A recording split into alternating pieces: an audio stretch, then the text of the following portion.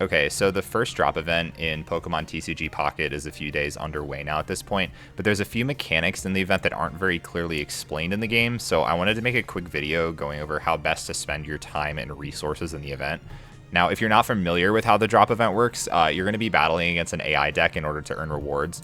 Most notably, the event promo pack here, which in this case, it contains 2 new cards, Mankey and Lapras EX, as well as alternate arts for Pikachu, Clefairy, and Butterfree. These are the versions found in Genetic Apex, but it's just a different artwork. And of the 2 new cards, funny enough, I actually think Mankey is going to be the more meta-relevant card, but Lapras EX is still cool nonetheless. Now, in order to battle against the AI for the event, you need to spend event stamina, which it's a new stamina system exclusive to the events.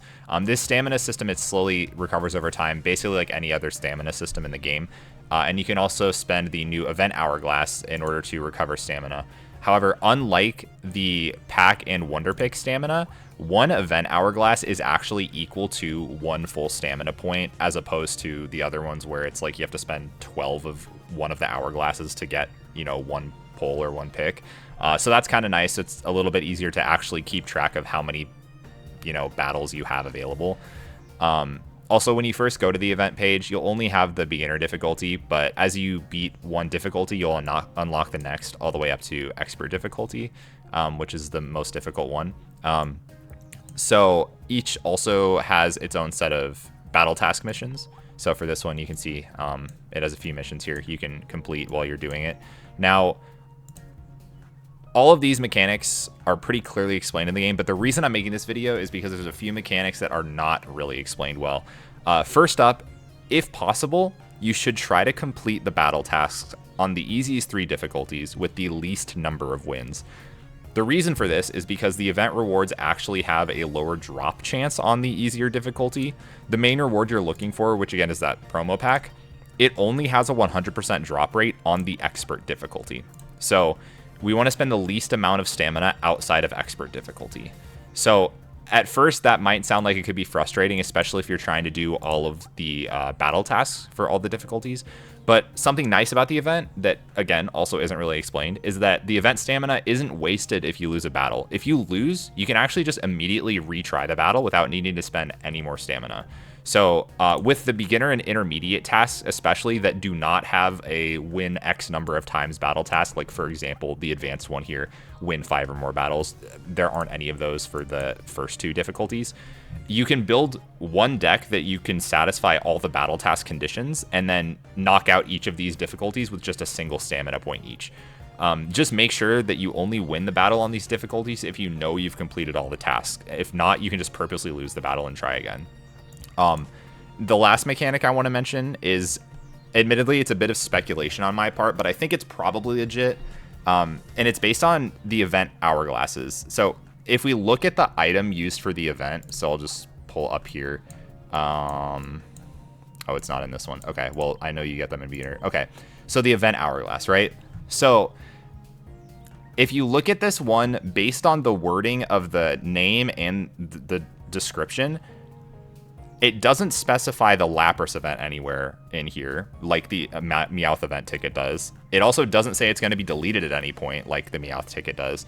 So it seems safe to assume that you'll be able to store any excess event hourglasses for future events, especially considering it also even appears in your inventory if you look there. So this means, if at all possible, it's beneficial for you to save as many of these as possible. So now, of course, you still want to try to complete as many battle tasks as possible, and you still want to get 2 copies of all the new cards. But my recommendation would actually be to mostly just use the naturally regenerating stamina until you get closer to the end of the event. At that point, you'll be able to see, okay, how many uncompleted battle tasks do I have? How many missing cards do I have? That way you can spend the hourglasses with a more solid understanding of knowing how much you actually still need to do for the event. And then any extra ones, you can just save and carry them over for the next event that uses this type of currency. Also, I guess if you were just curious what decks I've been using for this event, I've mostly been rocking like a Pikachu EX and Zapdos EX deck. Lightning decks are required for a few of the battle tasks, again, like this one, for example. And just in general, they're really helpful for expert battles due to the type advantage. Funny enough, I actually don't have a whole lot of like non-EX lightning type attackers, which is needed for this specific battle task.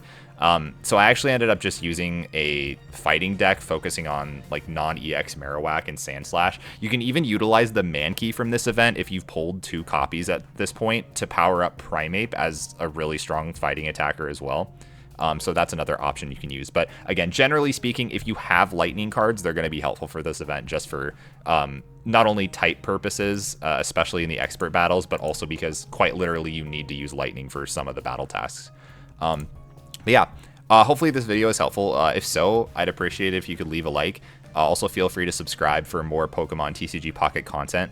I also stream most nights at twitch.tv/argmytoast if you want to catch me live. Right now, I'm focusing mostly on TCG Pocket content, but I also dabble in other Pokemon challenges like speedruns or Kaizo Ironmon if you're familiar with that.